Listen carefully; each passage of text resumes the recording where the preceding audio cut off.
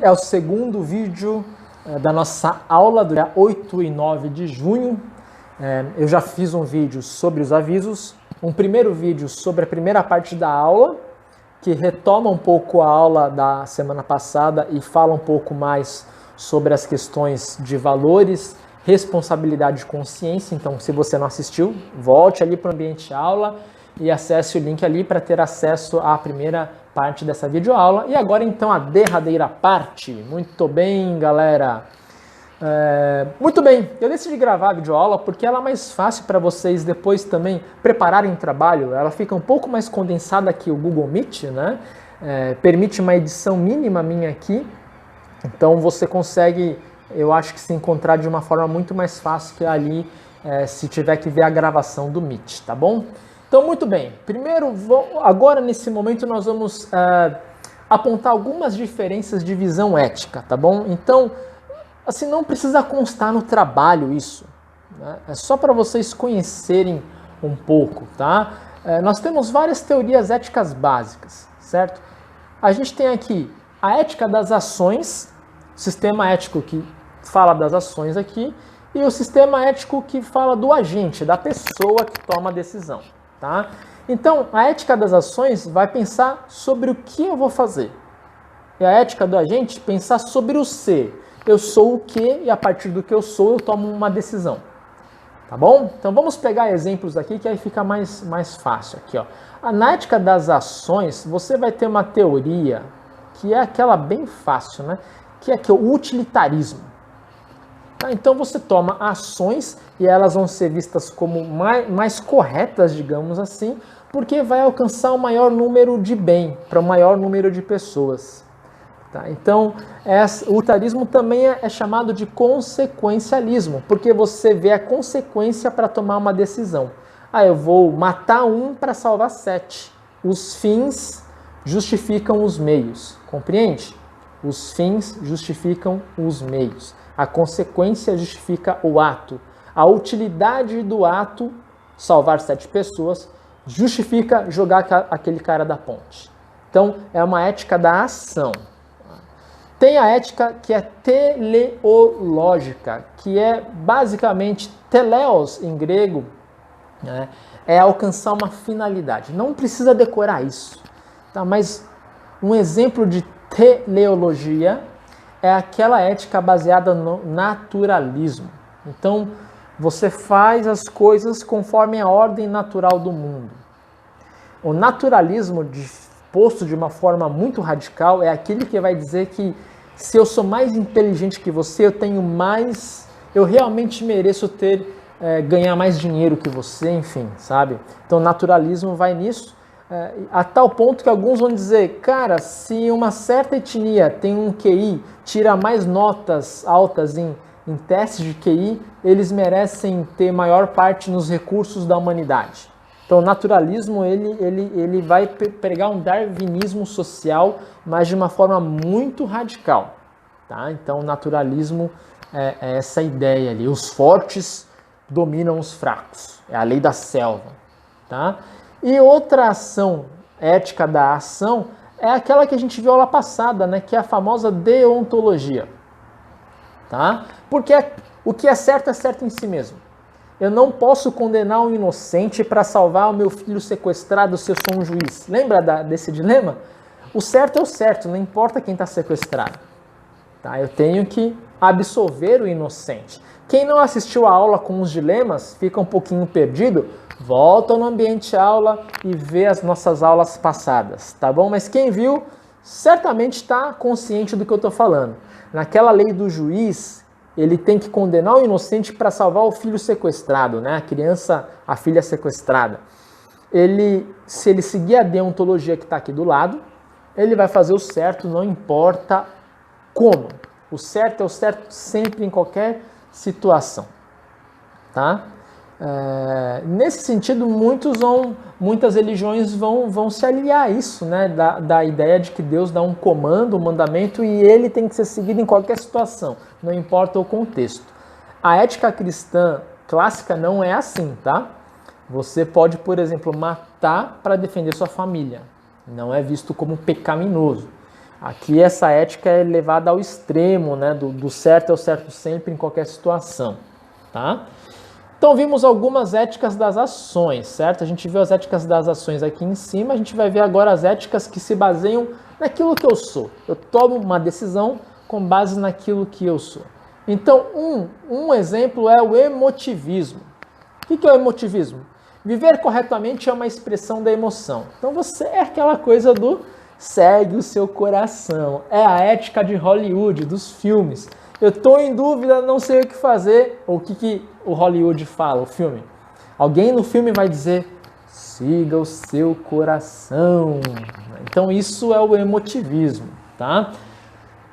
Alguns vão criticar, porque nem sempre o coração pensa ou decide o que é certo, né? As emoções são volúveis, tá? Tem a ética intuicionista, que você tem que viver no instinto. É o tal do segue o fluxo. Vai com a brisa, Hakuna Matata, deixa a vida me levar. É a filosofia do Martinho da Vila, deixa a vida me levar, tá bom? Você vai seguindo o instinto. E a ética da virtude, em que viver corretamente deriva-se de você ter um caráter moral virtuoso. Fazer o que é certo é um exercício da virtude. E nós vimos na aula passada a ética cristã, em que Deus ama você e você ama o próximo. Deus desce até você em Cristo Jesus e a partir do amor de Cristo você vai em direção ao seu próximo. Essa é a ética cristã. Então nós vimos aqui alguns sistemas éticos que vocês podem perceber quando forem preparar o seminário de ética aplicada. Vejam, vou pegar um exemplo. Você vai falar do aborto. O aborto vai prezar, talvez alguns vão dizer, cara, eu acho certo descriminalizar o aborto. Porque eu sou utilitarista, porque eu acho que você vai diminuir o número de morte de mulheres. Então é um argumento utilitarista, né? Diminuir a morte de mulheres. O fim, que é diminuir a morte de mulheres, justifica o meio, que é o aborto. Alguns vão usar argumentos até naturalistas, né? Quando diz assim, olha, a criminalidade caiu quando o aborto foi liberado. É uma lei naturalista, quer dizer que, cara, é melhor então abortar do que criar um filho na criminalidade. Eu estou dizendo que talvez até tenha um argumento meio perverso dizer isso, né? Enfim, mas aí tá para o grupo julgar. E talvez alguém que é contra a descriminalização do aborto vai seguir isso, da teoria do mandamento divino ou deontológico. Cara, matar uma vida humana é errado em qualquer situação, não importa o que, tá? Então vejam, né? Os sistemas éticos nos levam a decisões. E na verdade a minha decisão pode ser pautada por diversos sistemas éticos em mim. Ninguém é 100% deontológico, ninguém é 100% utilitarista, ninguém é 100% emotivista, intuicionista ou virtuoso. A gente é uma mescla, não dá para definir, tá? Exatamente como. Então você pode construir o seu trabalho sobre ética aplicada descrevendo quem é a favor de pena de morte, quais são os argumentos. E será que você consegue ver o sistema ético por trás desses argumentos de quem é a favor da pena de morte? Quem é contra a pena de morte? Quais são os argumentos? E você consegue ver qual é o sistema ético por trás dele? Tá? Então fica aí o desafio para você. Eu vou compartilhar uma outra tela aqui com vocês que dá uma estendida nessa discussão, tá bom? Então nós temos, além de todos aqueles sistemas que vimos, temos também um sistema ético, né, chamado relativismo ético, em que as normas são definidas pela sociedade, não há absoluto. O ponto forte desse sistema é a tolerância.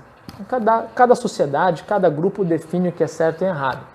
Ponto fraco é, tá, mas se todo mundo define o que é certo e errado, qual é o dever do ser humano? Se eu acho que o meu dever é isso e você acha que é aquilo, cada um faz o que quer, né?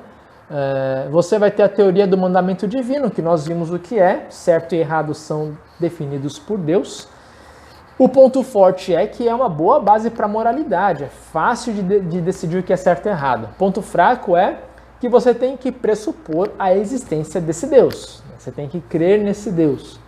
O utilitarismo nós vimos o que é, não vou repetir aqui. Ponto forte é que ele tem uma base forte na prática, na vida cotidiana. Ponto fraco é que ele pode objetificar pessoas, né? Eu matar aquele rapaz do alto da passarela para salvar 7, será que eu não estou tratando aquele homem como um objeto? Será que eu gostaria que meu pai, se tivesse ali em cima, fosse jogado?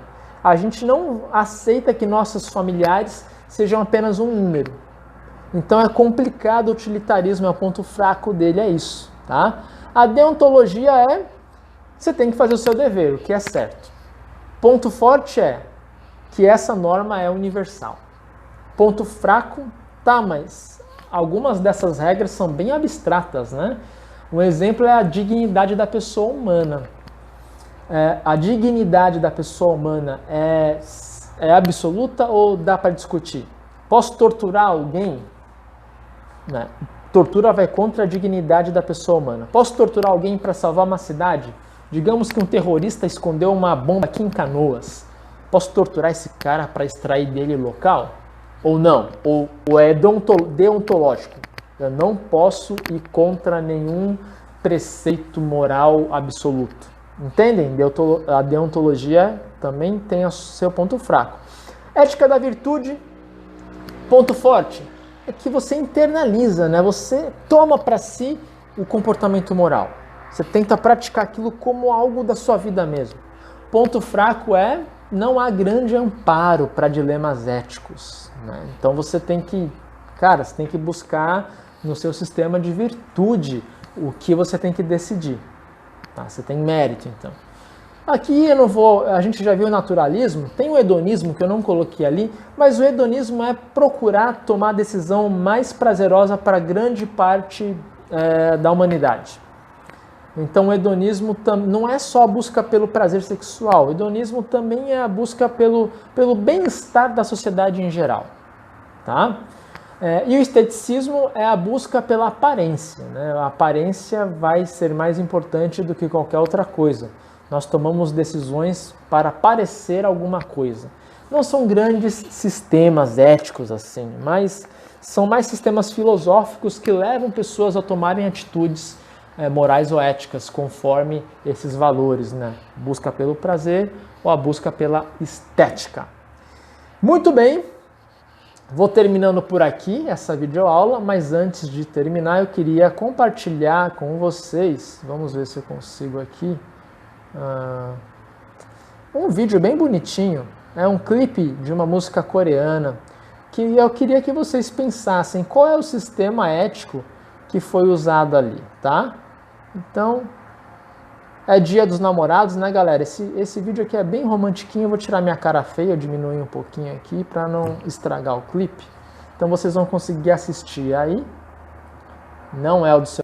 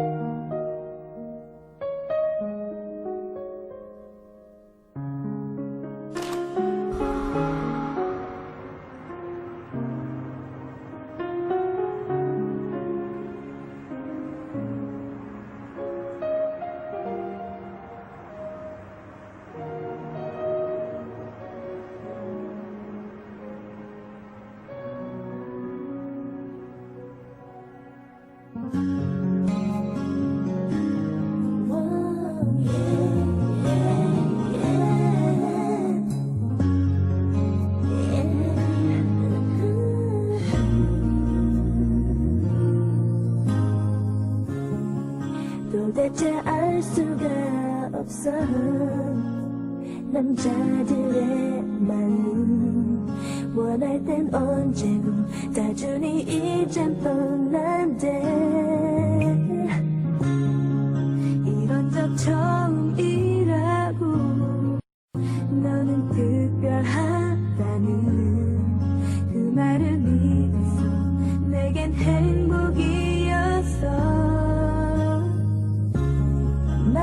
하지 그랬어. 내가 싫어졌다고.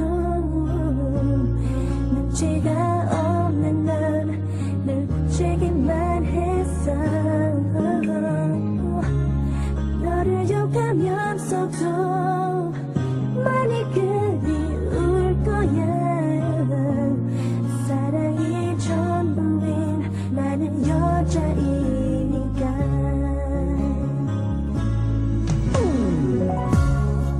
모든 걸 쉽게 다 주면 금방 실증내는 게 남자라 들었어. 들린 말 같지 않아. 다시는 속지 않으리. 마음 먹어보지만 또다시 사랑에 무너지는 게 여자야. 말을 하지 그랬어. 내가 싫어졌다고. 눈치가 없는 넌 날 붙이기만 했어. 너를 욕하면서도 많이 그리울 거야. 사랑이 전부인 나는 여자이니까.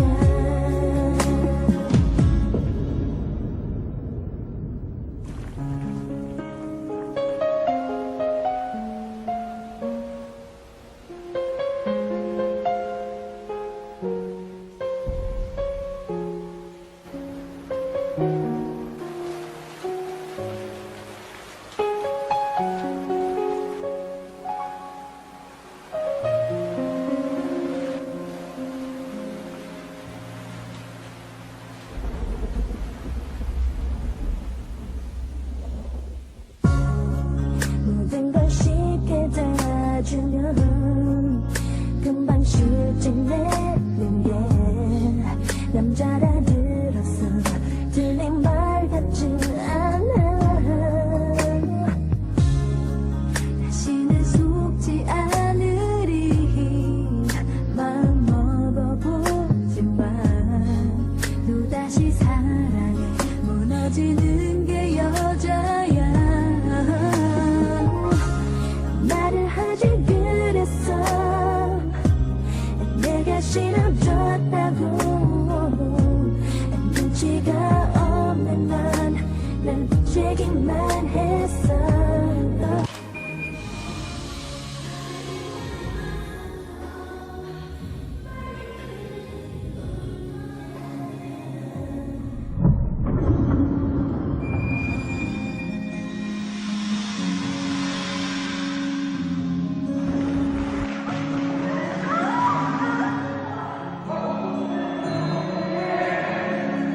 사랑을 위해서라면 뭐든 다 할 수 있는 여자의 착한 본능을 이용하지는 말아줘. 그녀처럼 튀어나 사랑받고 살게. 이렇게 힘든 날 어려울 줄 몰랐어. 너를 욕하면서도 많이 그리울 거야. 사랑이 전부인 나는 여자이야.